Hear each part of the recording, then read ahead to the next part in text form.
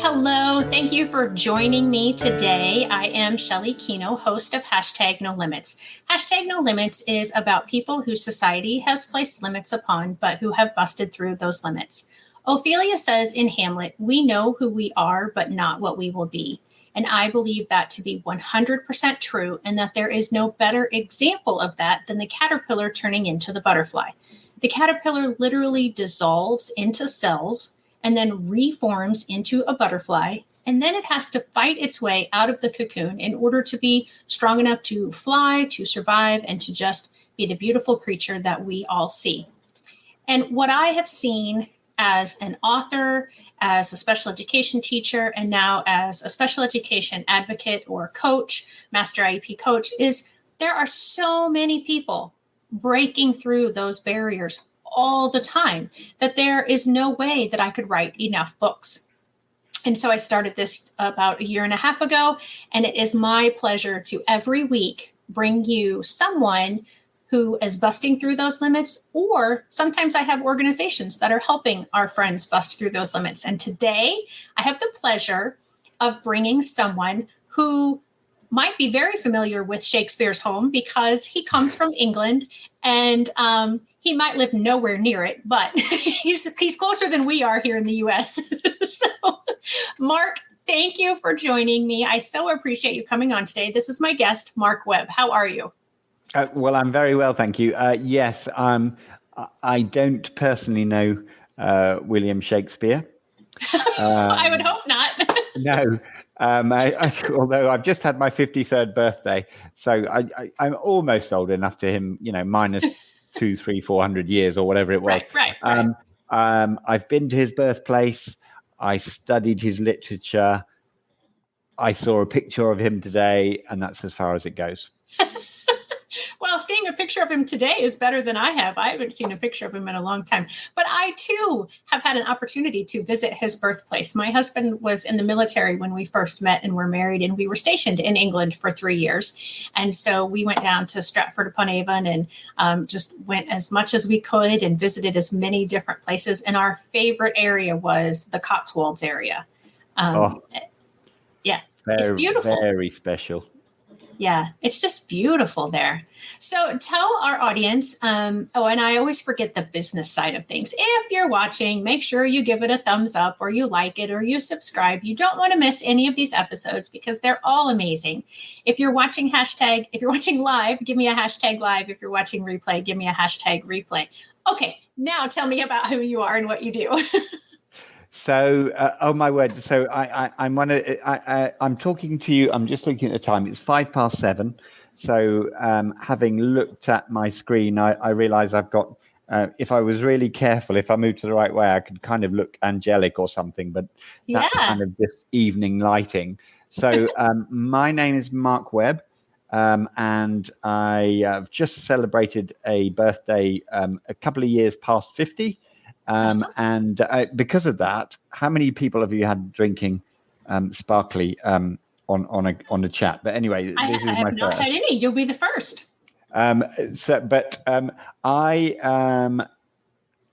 Gosh, how do I even start? So I've gone multiple, partly because I have developed a fairly icky disease called multiple sclerosis, and my multiple sclerosis is fairly advanced.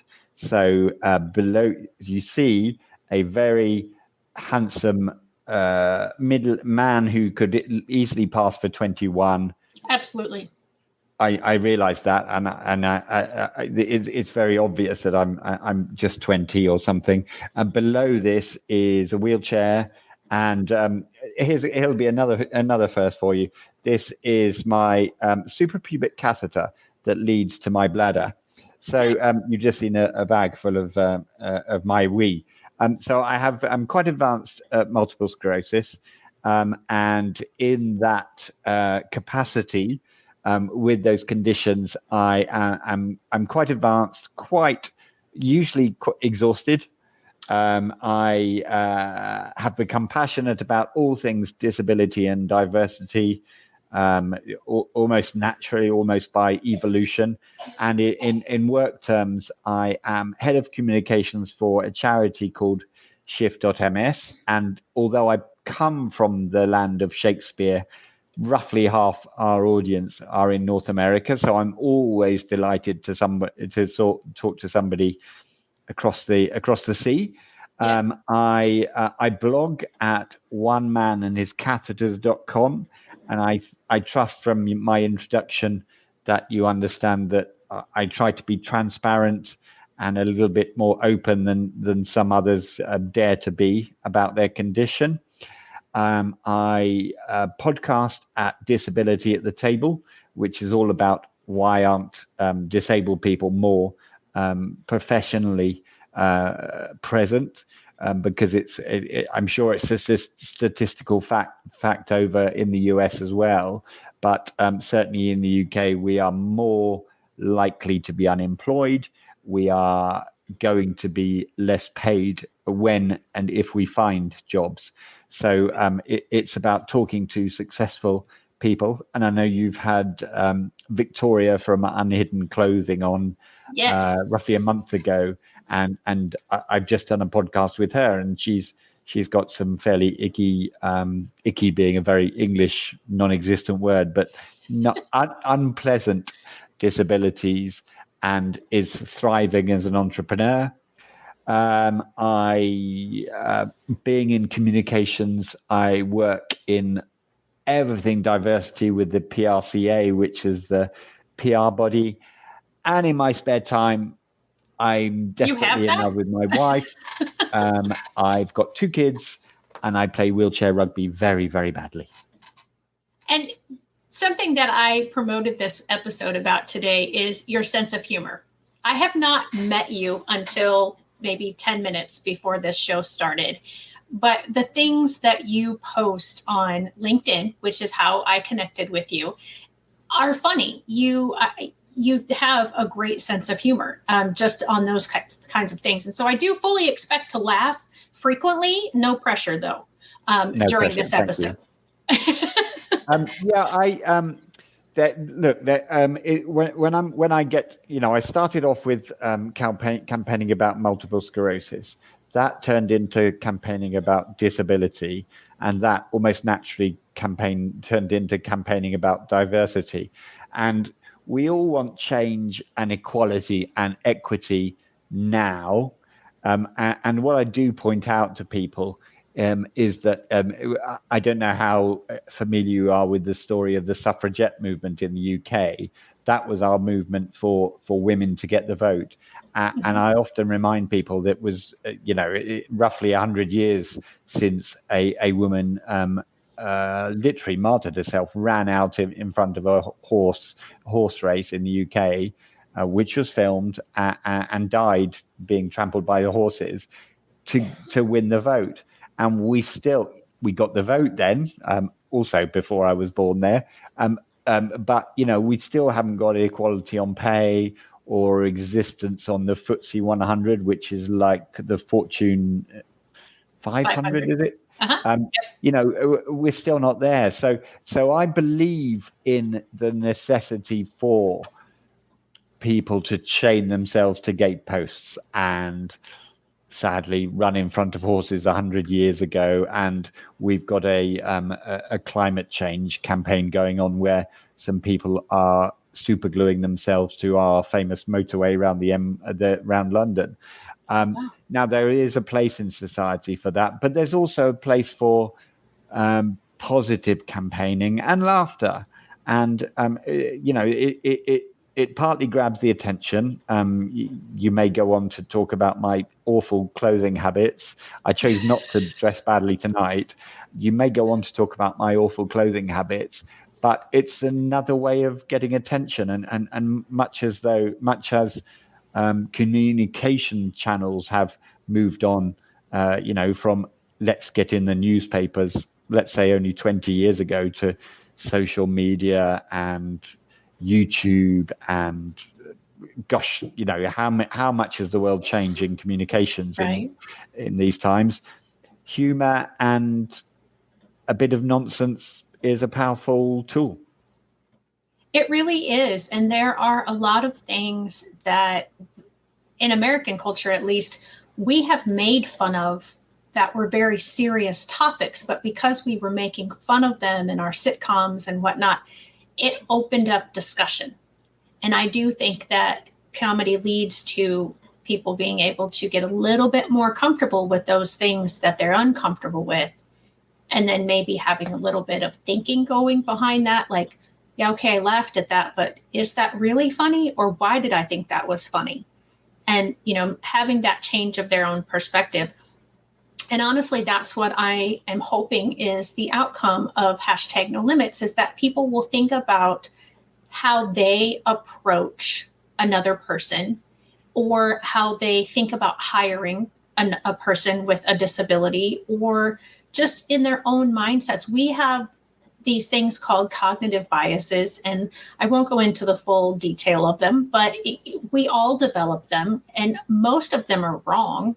But it's just the way that our brain processes all the bits of information that we get every single minute, and it puts it in these different categories. And from there, we build these biases. And I want people's biases to be challenged of, okay, well, this is what I thought, but now I'm seeing this person on Shelley's show, and they're able to do this and this and this and this, or they're living a life that like this and this and this that I didn't expect. And so trying to get that conversation going and just exposing, like I said in my intro, and I don't know that if you even know this about me, but I wrote this book, and it was released almost a year ago, Those Who Can't Teach. And it's 9 true stories of special needs families. And I know when I talked to Victoria, she's like, oh, I cringe when I hear special needs. But that was a lot of thought behind it. And we talked to several people, and I know that, the language there. But anyway, beyond that, it's to promote acceptance, inclusion, and empathy. And it's like I said in the intro, their stories in this book are not all that unusual, but their stories aren't out there. So I'm hoping that with that book and with this program, lives will be changed, hearts will be changed, and then behaviors and attitudes will be changed. Well, well done for getting a book out. I plowed through, I think I'm 70,000 words in, but I've been those 70,000 words in for about 4 years. Yeah, and that's big enough. It really is, because they say first-time authors is like 40. I need to push on through, because I have a fun story to tell. I've lived such a blessed life, so I've had so much fun, and it's been brilliant, and it's been in very different phases, which perhaps we'll talk about. But I'd love to tell it and put it down and make people think, because we all, what do we dream of when we're children? When you're young, you think you're going to be an astronaut or a fireman or a soldier or whatever, and it rarely turns out as you dream. Right. But it doesn't mean that that's bad. I still quite fancy. I'd love to be the first disabled person in space. My word. But wow. Dreams often don't turn out where you expect them to. And actually, when I'm talking to children, you talked about special needs children, but I think children are having a really rough ride these last couple of years with what's been going on. But when I am talking to them, I'm called on to talk about resilience and the future. I'm often very keen to point out that basically, and what most people expect, is they haven't any job that they expect to do. It probably hasn't been invented yet. And what a great future they might have as the world develops at pace. Yeah, that's a really neat thought to think of it that way. I hadn't heard of that. That's very, very possible that their jobs haven't even been invented yet. So You said that you developed MS, multiple sclerosis. So can you kind of walk us through like what your life was like before, and kind of some of the symptoms that you started to notice, and then getting the diagnosis, and what that felt like, and what that did to you mentally and physically as well? Yes, of course. I think about my life in roughly 3 phases. So I was one of those annoyingly gifted children. So I don't know what the equivalent is in the US, but I was head boy at a top school. Head boy is the one who's nominated by teachers as to be the kind of representative. I was captain of rugby, which I know is not that popular a sport in the US. Dag nabbit, but it was I was that. I scored highly in exams without trying. I got all the girls. It was, I was a bit of a disgrace in an annoying kind of way. And I went on without really almost as a result of being so lucky. I went on without knowing what I was going to do in my life. So I then spent some time abroad working in ski resorts, working in holiday resorts, with most of the objective being get the girl and get the beer, not necessarily in that order. And vaguely attended university, but with no intent. And during university, a certain theme park east of Paris, run by a 4-foot mouse, opened in 1992. And partly because I'd been looking after tourists, I think, and because I was, again, I always try and find the right words that would translate, but smarmy being the wrong side of charming. Anyway, I was smarmy. So I was put in charge of looking after celebrities in 1992 at the opening. And when you open a Disney theme park in any new continent, my word, you get your A-listers. So I looked after a couple of people you might have heard of, George Bush Sr., President Mitterrand,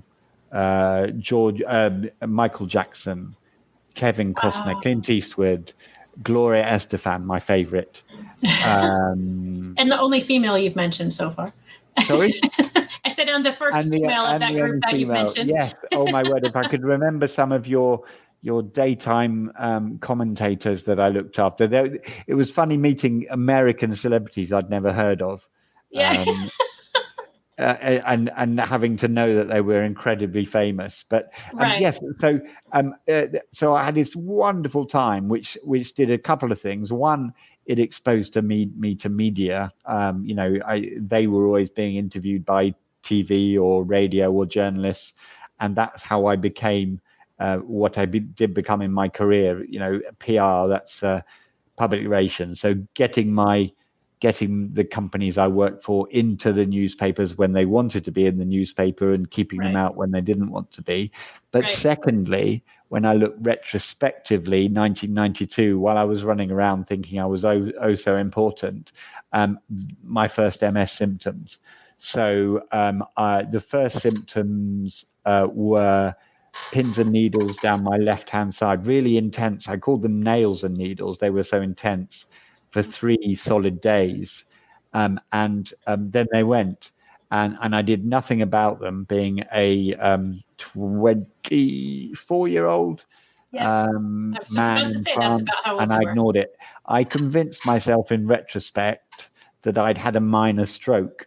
And of course, if you have a stroke, you do go running to the hospital.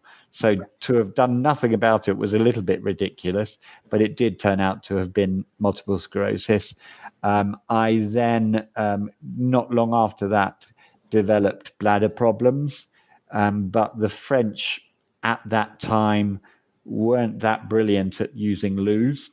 So I did a lot of popping behind trees and visiting gate posts and whatever, and thinking there was some kind of male secret society that did occasionally wet themselves or have to go running for it. So again, didn't consult anybody. Then I developed a rather unpleasant thing that when you are busy chasing girls, called erectile dysfunction. In the UK, to translate it here, I'd call it floppy willy. And then I did talk to a doctor. The blue pill. Because then it was important. So, yes, suddenly my world was falling apart. So I did consult a doctor, and the blue pill was on the verge of being invented, but it hadn't. So I had an injection into where.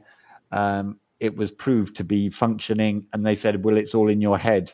Which actually, in a sense, it was, because multiple sclerosis is is your own autoimmune condition attacking the brain and your spine, and the nerves that get infected or get attacked by your own immune system are the ones that dictate where you have problems. So I'm afraid they said it's all in your head, which it kind of was. Little did they know was they didn't know what they were talking and about. Yeah. off I went. Yeah. Little did they know, they knew they were giving the right diagnosis, but not technically either. Yeah. Yes, and and I carried on with that and sort of dealt with it. Fell madly in love with my wife in 1999. She also worked for Disney, but another entity, the Disney stores. Oh no, sorry, she worked for gaming at the time, so video games, but then worked for Disney Store. We met in a Disney Synergy meeting. It's as if Disney actually invented Synergy. It was almost instant. Certainly my love for her, my adoration for her, less so for her. She didn't notice me at first and then thought I was gay. So I didn't really have that impact, but we got there. And from January first kiss in 1999, we were married in December 1999. So 11 months. It was a fast track and it was wonderful. And my purpose from being that awful, charming, but a little bit obnoxious bloke, I became this dedicated, in love man. We've got two children, a 15-year-old and an 11-year-old. And really I had that sort of second phase of my life where I found purpose in just trying to be a good husband and dedicating my life to being a professional as opposed to a drinky, woman chasing, whatever. Playboy. And my symptoms were creeping up on me. So I was working for a health and fitness chain, which won't have been heard of in the US, but it was a premium one. Every year I was doing a triathlon, and every year I was stumbling on my left leg, which in retrospect turns out to be what they call foot drop. But because it was once a year and then went away, I kind of forgot about it. Right. Just rubbish. And then joined a company called Dixon's, which is a little bit like Best Buy, so an electrical retailer.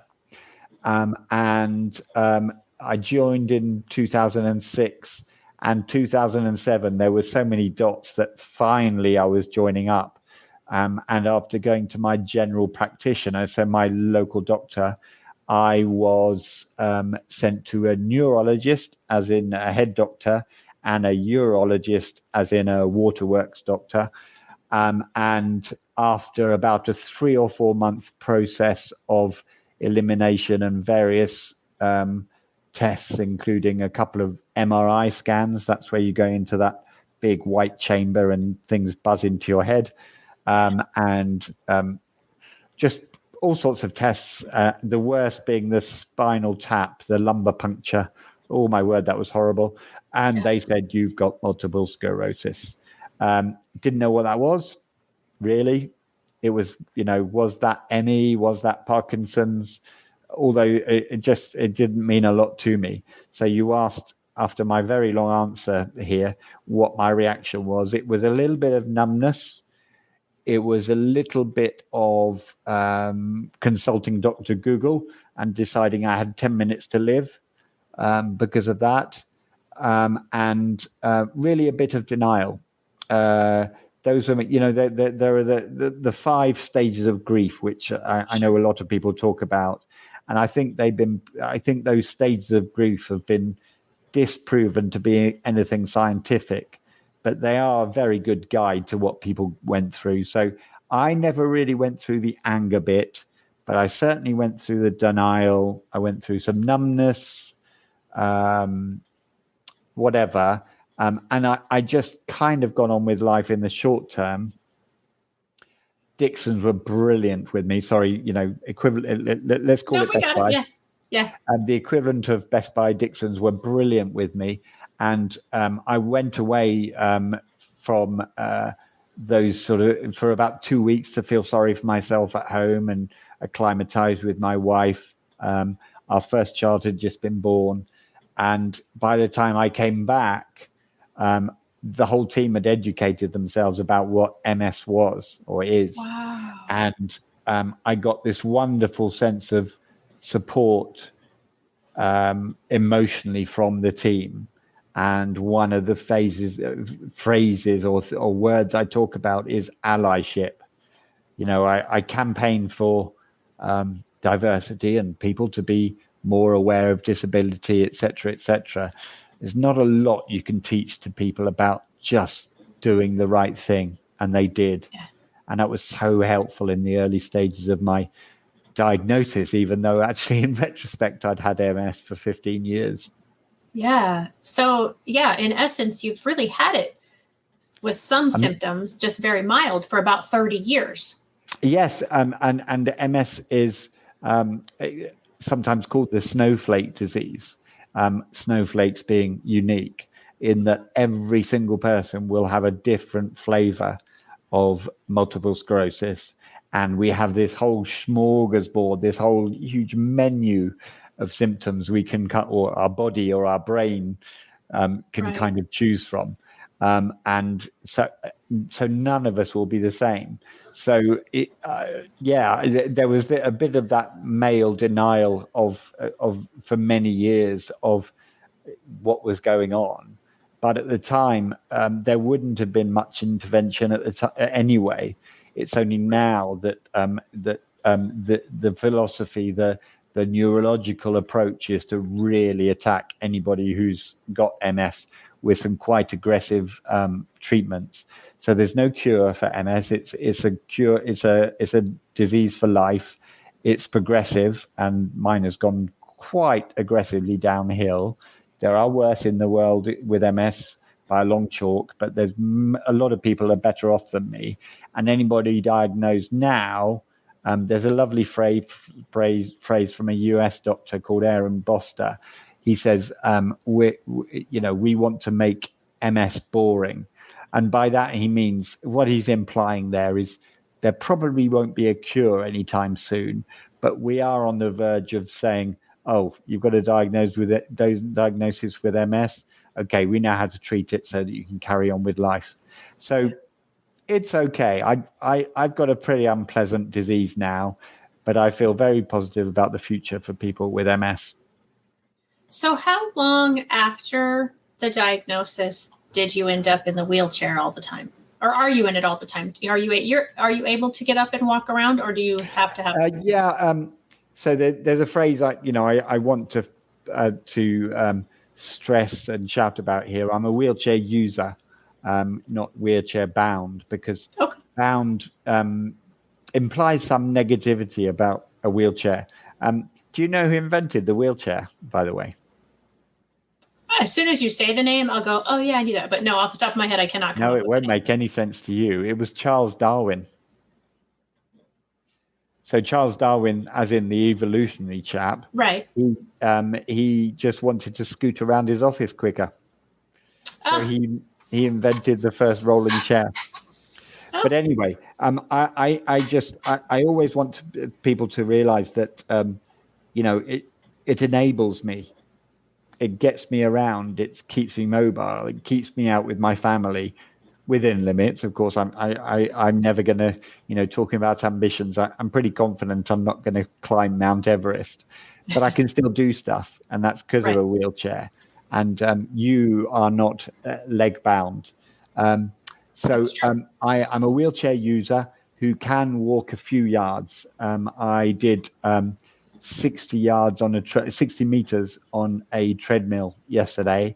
My legs are exhausted today, but it's that lovely feeling of exercise well done. So I can walk a few meters. I have a rollator, a walker, in the olden days it was called a Zimmer frame to get me around.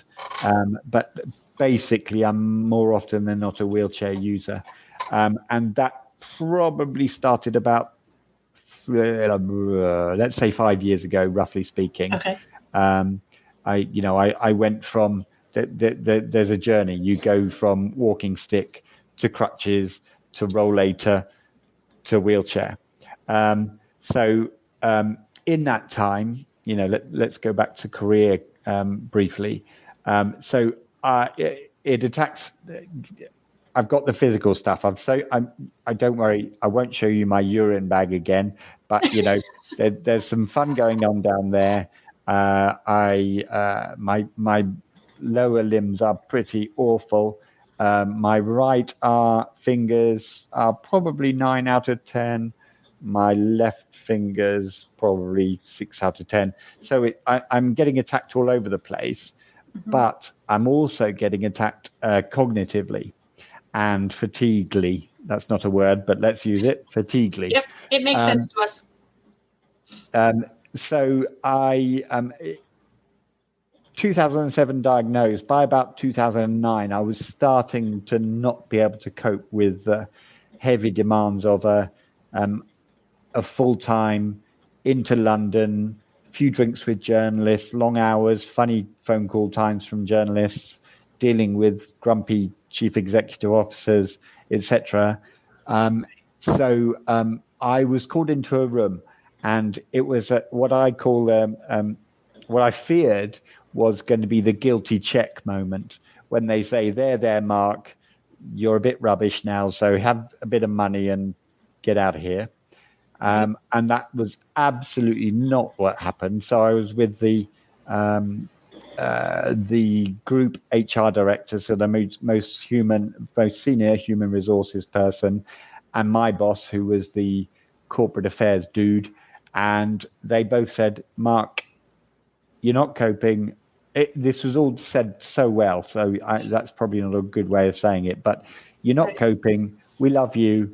What can we do that will build you a job that will work for you, with your condition, but will work with us as a company? And social media was growing in importance. Our CEO happened to be on Twitter. Not many chief executive officers are on Twitter. And I was starting to tweet to the same journalists who I used to be talking to on the phone and meeting with in London, etc. So we decided to make me head of group or corporate social media. And working from that, I could work from bed on a bad day. I could work from home frequently. I could work effectively in the hours that worked for me.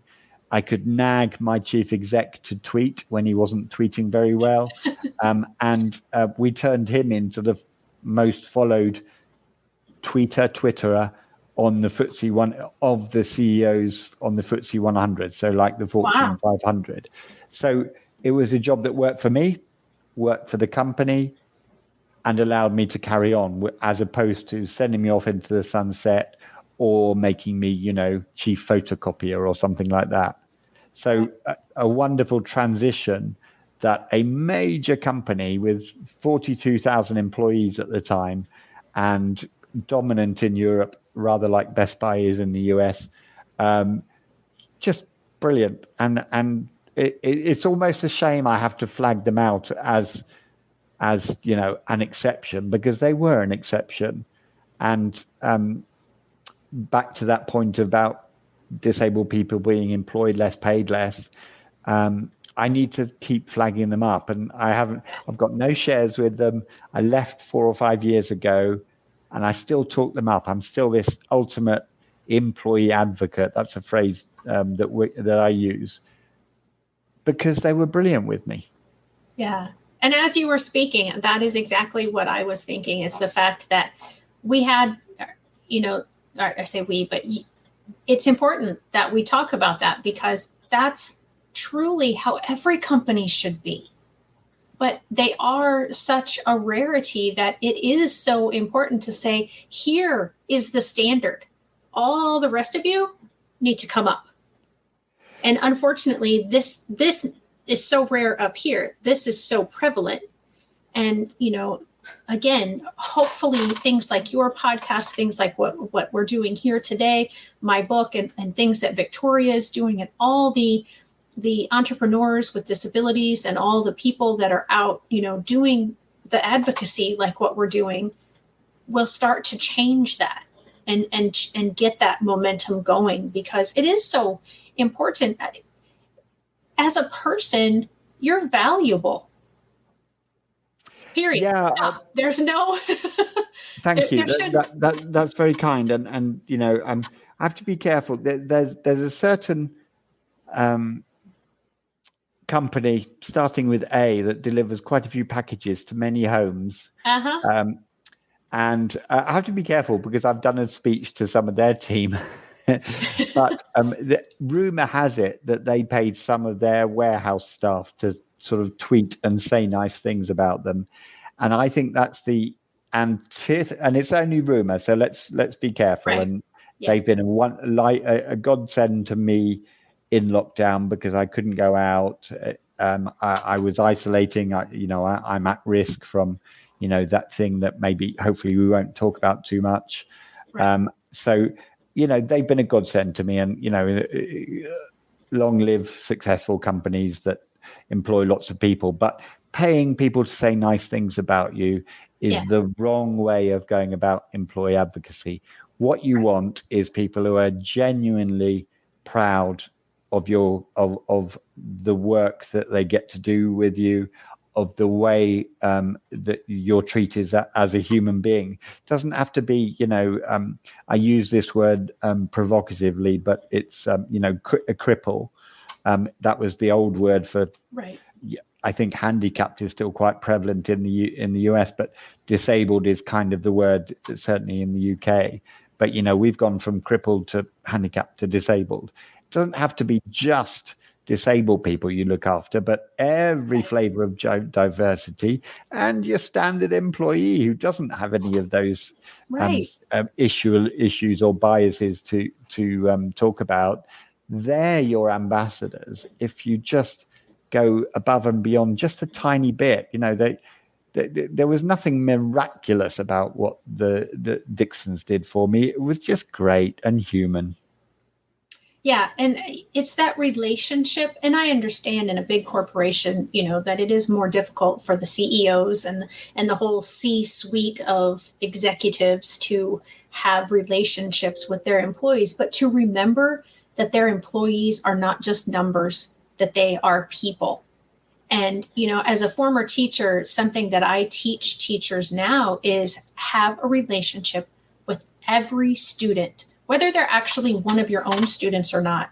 I was a special education teacher, so I had a small population that I considered my students, but I knew most every student in the district. It was a small district, so that was a lot easier. But I still see people today from that district that I was in for a decade. And hey, Mrs. Kino, how are you doing? And they'll still remember me. And it's just a matter of, and oftentimes, just making eye contact and just letting that person know that they're seen and that you appreciate their being on Earth, basically. Absolutely. Back to me being my annoying self when I was younger. Too gifted, too lucky. Maybe some arrogance, I don't know. But I didn't. I like to think I never did anything bad. But I was a nice guy, but I didn't do the empathy thing, and that's what I've learned through experience and loving my wife and loving my children, and particularly now dealing with minorities. And I do point out that the disabled minority is actually the largest minority, but that almost doesn't matter because I want ethnicity to be pulled out and championed, sexuality, age. Now I'm over 50. And social mobility as well. When I've really started to delve into diversity, one of the awful things is there's very different across the world, different ways of dealing with class. But the fact generally remains, if you're born poor, you're going to not be educated that well. You're going to struggle to rise up against the situation you were born into. If you happen to know people and your dad was a fairly successful entrepreneur or ran this business or that business, you're probably going to end up a little bit better off with your own career, whatever your abilities. So social mobility as well. I just want the world to change for the better for all of those groups. Right. Yeah. And that is, it's so true that, all across the world, and I'll probably make some of my viewers a little upset here, but we are so spoiled and blessed in the United States, especially. My husband and I have had the privilege of going other places in the world, and we've seen what other places are like. And so to hear people in the US complain so much about what we don't have or what they think they don't have sometimes annoys me. I'll be perfectly honest, because I think if you could just broaden your viewpoint, and I know when you're down, it feels like you're never going to get out of it. But we have so many opportunities in the US, in the UK, that so many countries just dream about.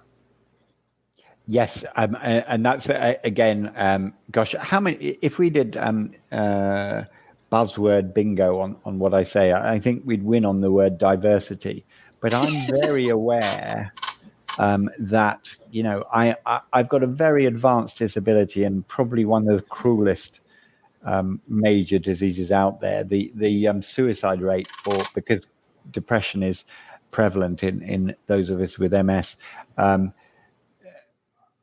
We have more suicides than statistically than cancer or epilepsy or Parkinson's or motor neuron disease. That's the one that kills people off within 3 or 4 years, unless you're this tiny minority like Stephen Hawking. So it's a disease that really does impact the brain. But anyway, I've, touch wood, lucked out there. I'm fine. I'm a happy chappy.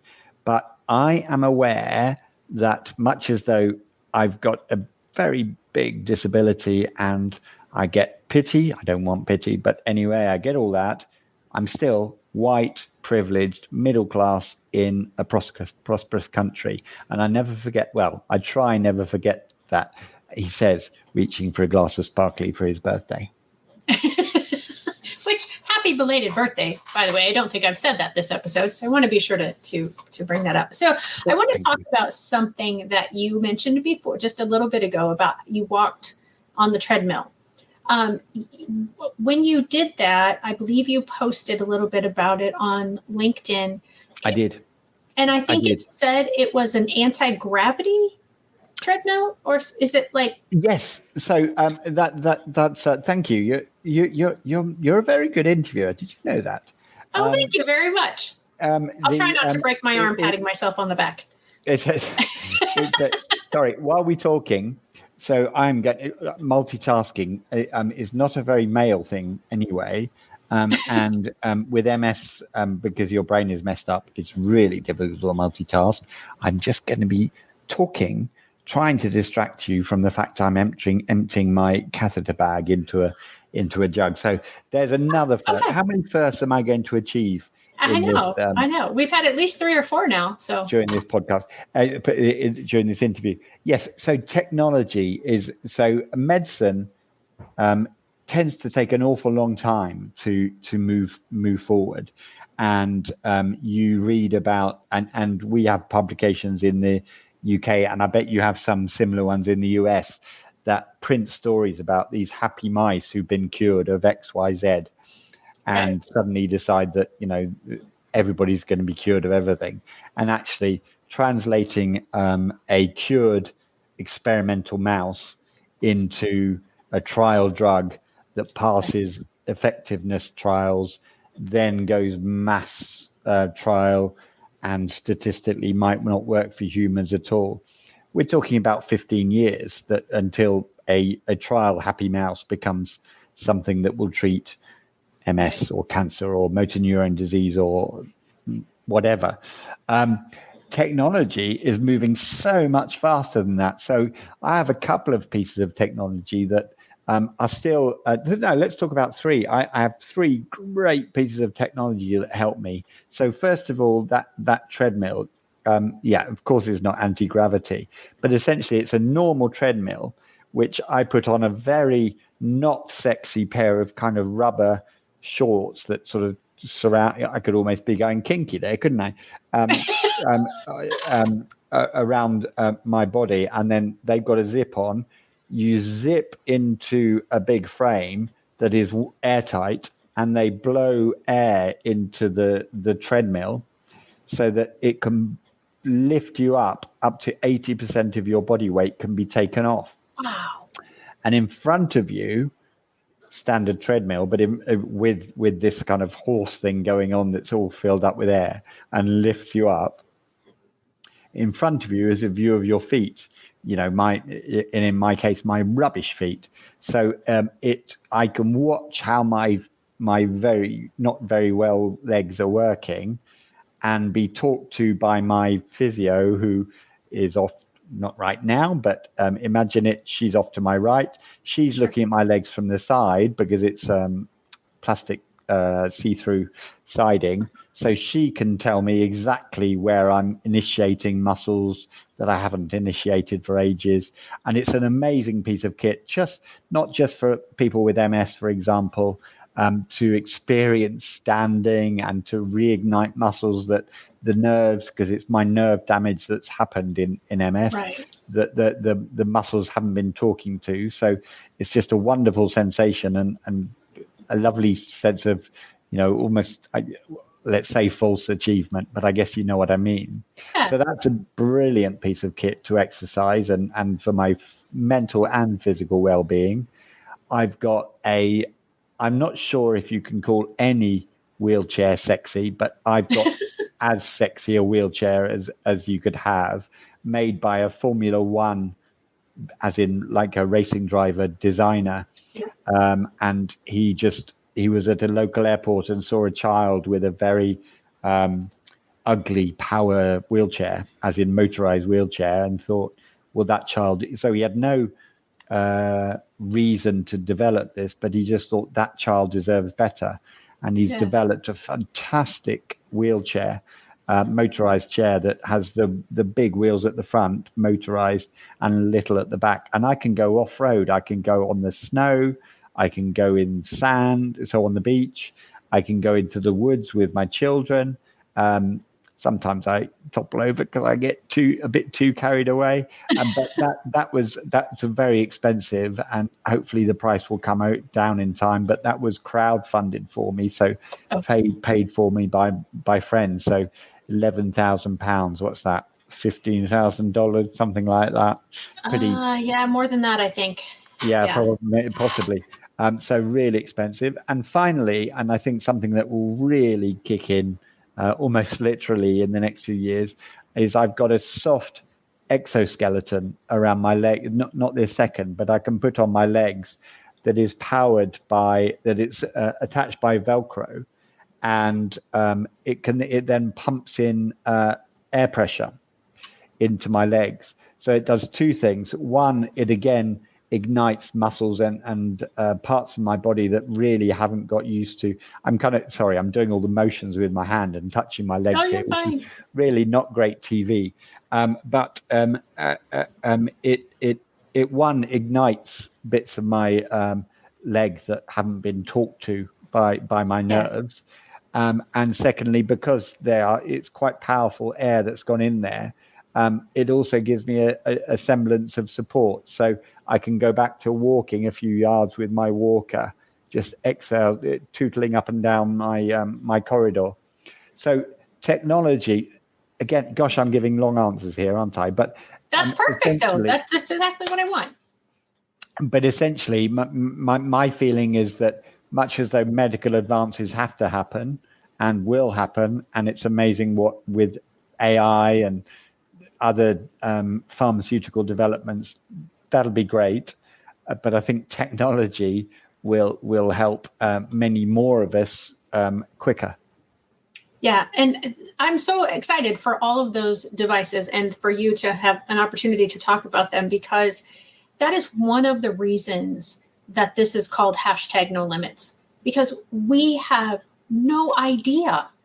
Kind of like you said before, jobs haven't even been invented for our children of today, but having the thoughts, the imagination, the courage, whatever it is that helps people and drives people to come up with these inventions. I get so excited by things like that, but that also makes my frustration a little higher too at the people who want to place those limits and say, well, this person will never do this, or this person will never accomplish this, or this person will never be happy. I hate that word happy. I don't, but I mean, because everyone's version of happy is different. So to say that because someone isn't going to live the life that you have that makes you happy, they must not be able to be happy because it's not what you think it should be. So in that's the regard that I don't like the word happy, because of all the different definitions of it. I know what you mean. I'm it's a point I've already made, but I just feel so blessed, and sometimes I think that's unfair on my family because I know the limits I impose on them because there's plenty of things we can't do, but I do try and look at what I can do, what I can do for others, and what the future holds. And these technology advances means that there's very few limits. And again, when I'm talking to children, I think we should all be worried about. Sorry, I don't want to get too political because I have a broad church. You don't have to have a certain political leaning to have multiple sclerosis, for example. And I want everybody with multiple sclerosis or disability to feel better. But climate change is a very powerful story that a lot of us have feelings about. I actually feel, I know we've got people like Greta Thunberg and other such campaigners saying quite angry things. And, I think most people acknowledge that we do need to make change. I'm kind of feeling that technology might help us out more. I think that doesn't mean that we shouldn't be striving to be better people and more recycling more and whatever. But I do think technology might find some ways round for us in a few years' time. Fingers crossed. Yeah. So something that you said, and I want to touch on it. You said that the things, that you feel the limits that because of your MS are placed upon your family. I don't think it's limits. You have just given your family the opportunity to pivot and find other ways and other things to enjoy and experience. There are things that I know my friends who are wheelchair users who are, I'm getting better, who are, and that's the other thing I like about this show is I get, I don't think I have those biases and I don't think I, have those limitations with my words, but then I find out that I can word things differently or I can think a little bit differently. But I just think there's so many opportunities that those of us who think a certain way actually miss out on than like yourself and your family who have to look around that straight path and find ways to enjoy and do. I just think there's so much more out there that, it can be available to us if we would just look at it from someone else's perspective and just give a new glance at different things and new opportunities. Yeah. No, thank you for, that's exactly the approach I should have.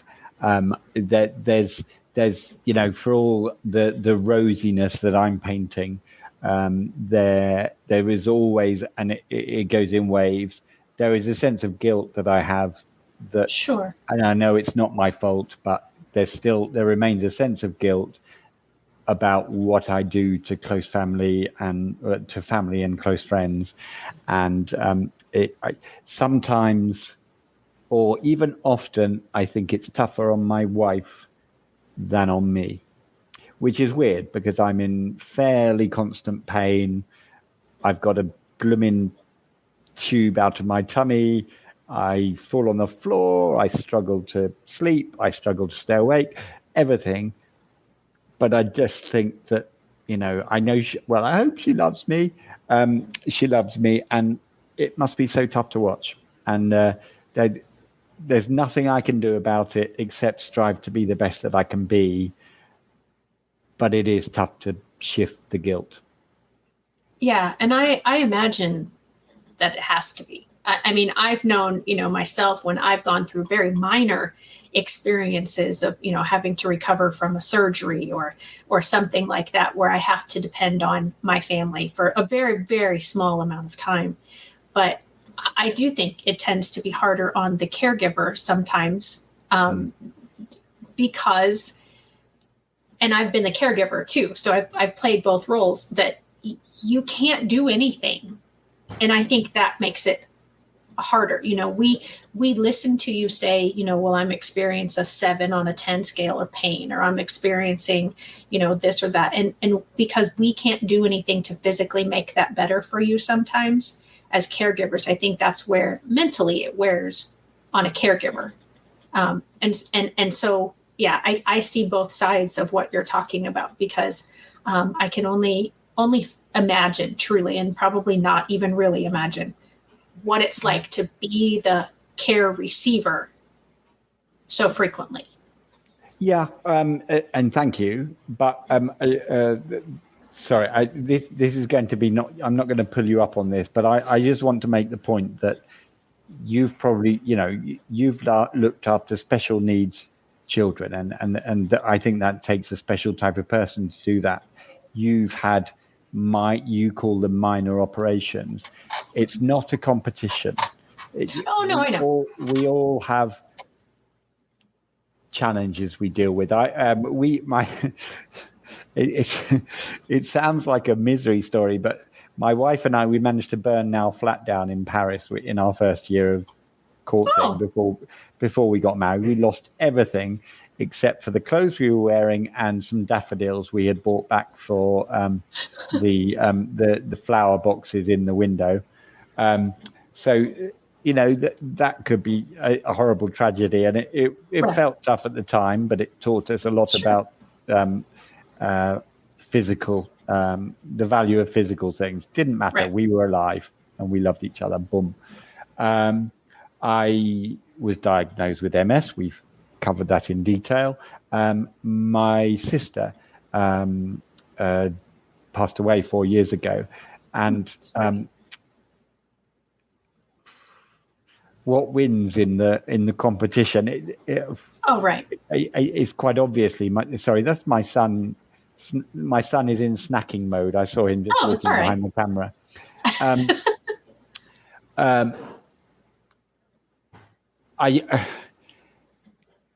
We all have our hardships to deal with, and they all seem horrible at the time. And I'm not trying to outdo anyone with oh golly, Mark is so brave because he does his MS so well, blah blah blah. Everybody has tough times. I think it's right. The lessons we take from them rather than I hurt more than you. Right. Whatever. Yeah. I hope. Sorry, I probably haven't been very clear there, but I think we all have tough times. We all have brains that cope with different things in different ways. I've lucked out that way. Yeah, and that's an incredibly valid point. And my saying about my surgery was just to kind of compare, as far as I'm not going through what the care receiving every day that you are. So I like I said, I probably really can't fathom and imagine, the daily weight that carries. But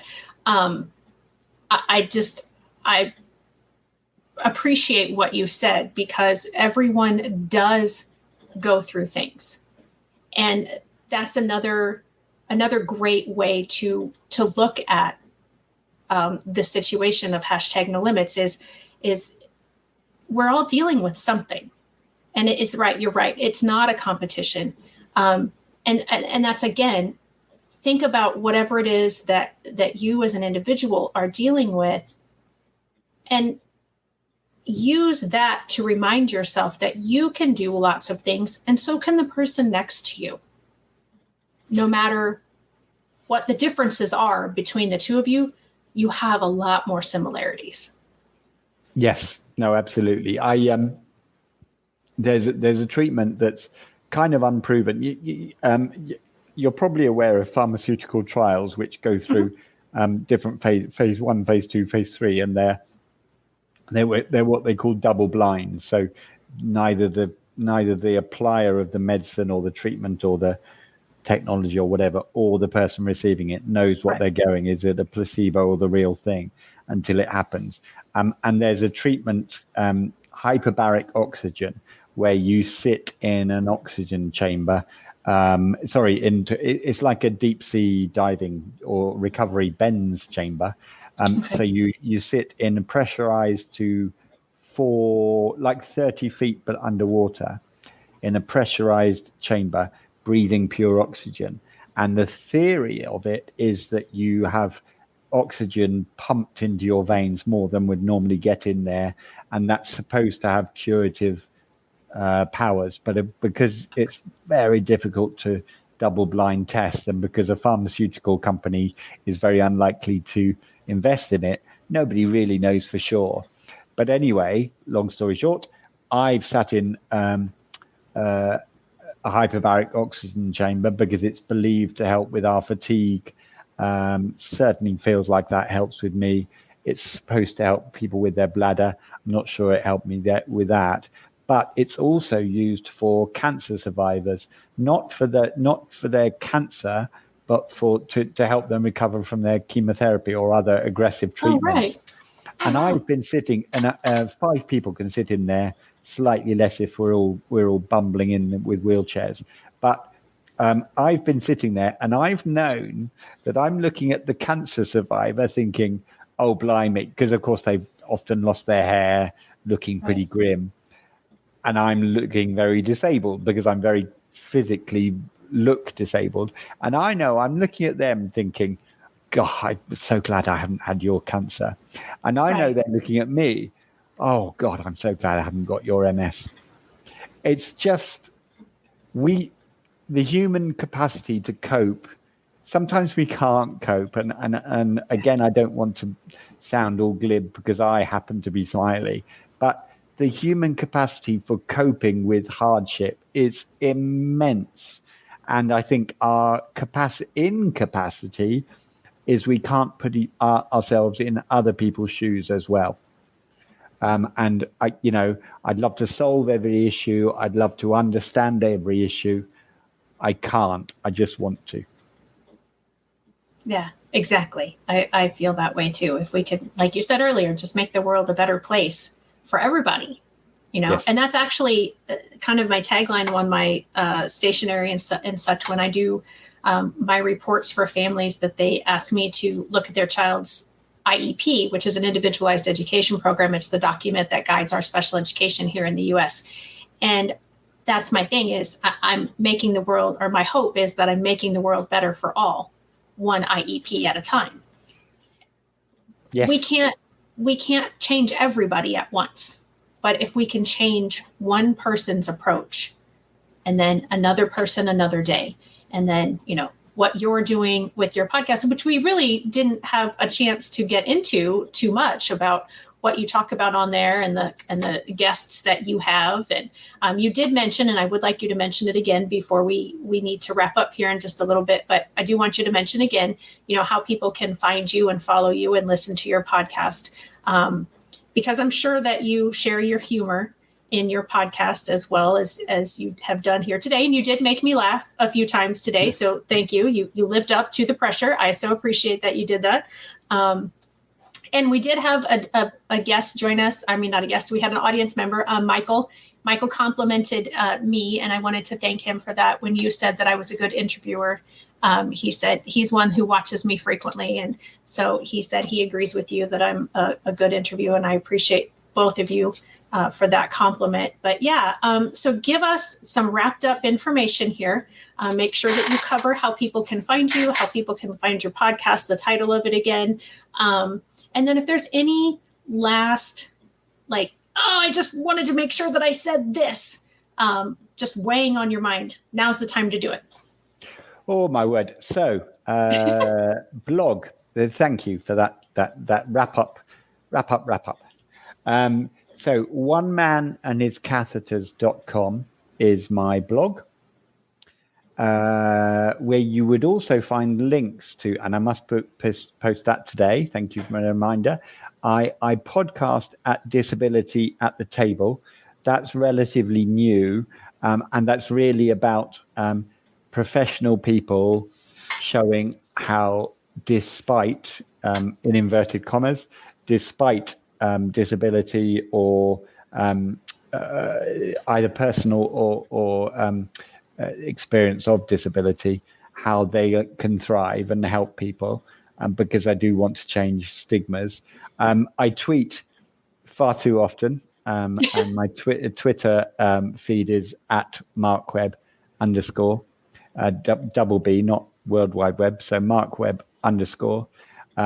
I probably don't Instagram enough at MarkWebb99, and I've just been signed up to be on the shadow board. So it's a voluntary position, but with some amazing people, to support a new agency called Reflect. And you can find it on LinkedIn, called Reflect the Agency. And it's all about reflecting the genuinely diverse population we have, and not just fabulous. The white privileged one that I'm a part of. So that's an agency I'm going to be very proud to be helping launch and see more representation in the media of all those funky diversities out there. Disability at the Table podcast, and this amazing charity, which, though we started it in a town called Leeds 11 years ago, in the north of England, Shift.ms actually has half its members in North America now. We've got over 40,000 members. It's a support network for all those impacted by multiple sclerosis, the majority of whom actually have multiple sclerosis.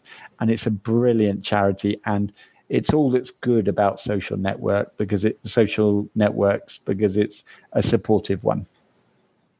That is fabulous. So is there any last bit of inspiration or any last thing that you want to say to make us laugh before we wrap up? No, oh gosh, there you put the pressure on, as if I could tell a knock joke then or something. So no, I am just going to say something we're all feeling. I don't like the world going a little bit tribal at the moment. So I know what's going on in the US. We're angry about this party and this party. We're angry about Brexit over here. We're angry about the pandemic. And it all feels a bit miserable sometimes. And there's a saying that I thought it came from Tom Hanks, but when I Googled it, it's actually a Persian saying. And I just love him for bringing it to my attention. And it's, "This too shall pass." And I think we'll be in better sunny uplands at some point somewhere.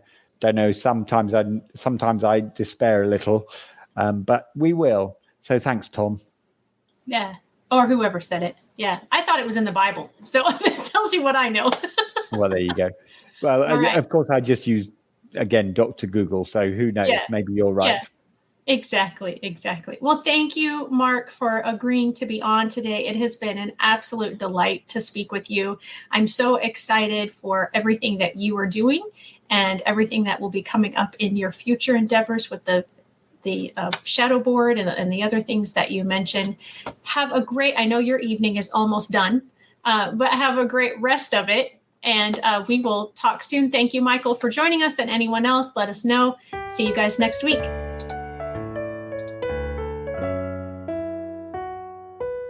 Hey, parents and teachers, are you tired of IEP meetings that feel like a battle? Let's put an end to the tension and create a collaborative, calm, and respectful environment together. Shelley Keno, your go-to IEP consultant, can transform your meetings into positive and productive experiences. With Shelley Keno, your child is her top priority, your voice is heard, and you become confident.